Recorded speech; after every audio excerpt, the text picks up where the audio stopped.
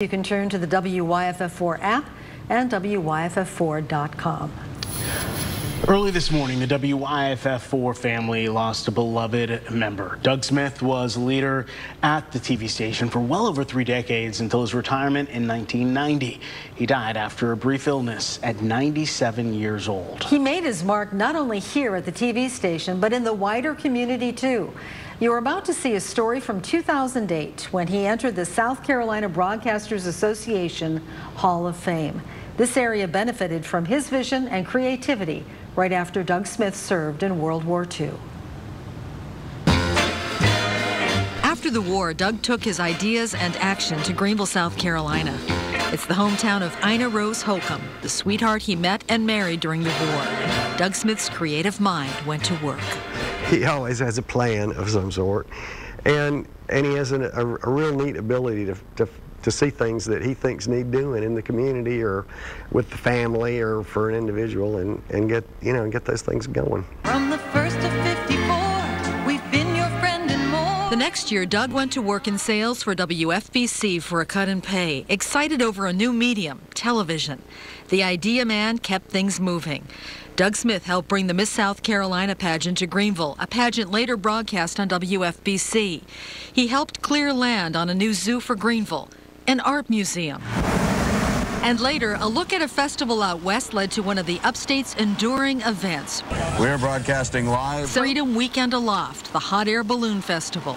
It's a perfect example of him seeing an incredible opportunity, a neat idea. So that's a cool thing, away across the country. And if that's cool there, then we can have that too. He's just always been looking for ways to make cool ideas that happen other places happen here.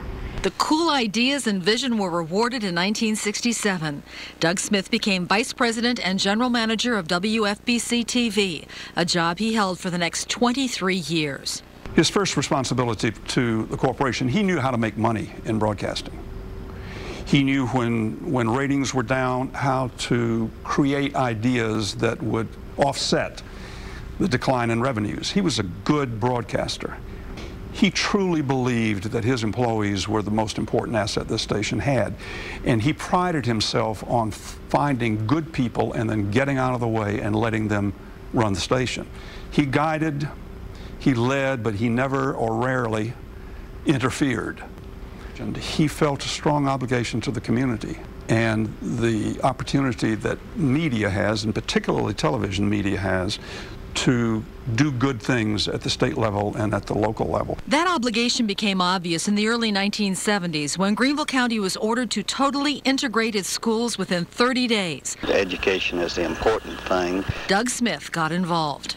Yeah, it really was a brave thing to do. Not only did he use the station's resources to make certain that rumors weren't driving what people were feeling and hearing, but that they were getting accurate information. He was really instrumental in bringing people to the table and saying, hey, we got to talk through how we're going to do this, or otherwise it's going to be a mess.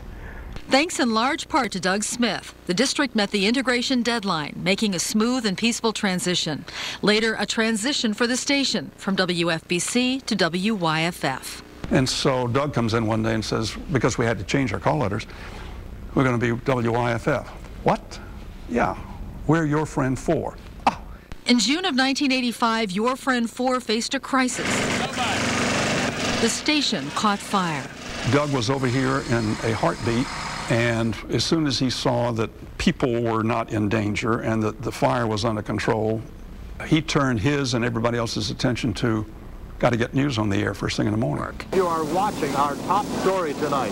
We've had a fire. And you guys were out in the parking lot doing a newscast and never missed a newscast. And Doug Smith never missed a chance to help his community. A figure struggles through pounding rain.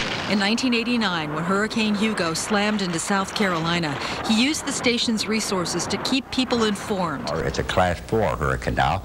But he went a step further. And with me is Bill Love. WYFF became one of the first television stations to do a telethon for hurricane relief.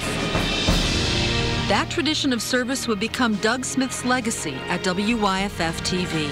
It's a tradition honored and respected over the years with honors, awards, and achievements for Douglas Aldridge Smith. He's very bright. He's innovative.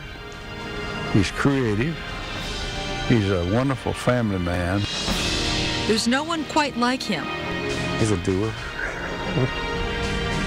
Really a doer.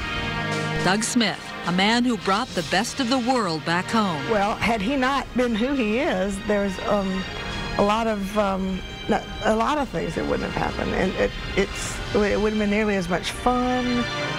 And opened the eyes of his community. Thank you, Doug Smith. To the world beyond. The funeral for Doug Smith is this Friday morning at 11 o'clock at Christ Church Episcopal in Greenville. Again, Doug Smith was 97 years old. As we prepare for hour-long Chronicle Park special tomorrow,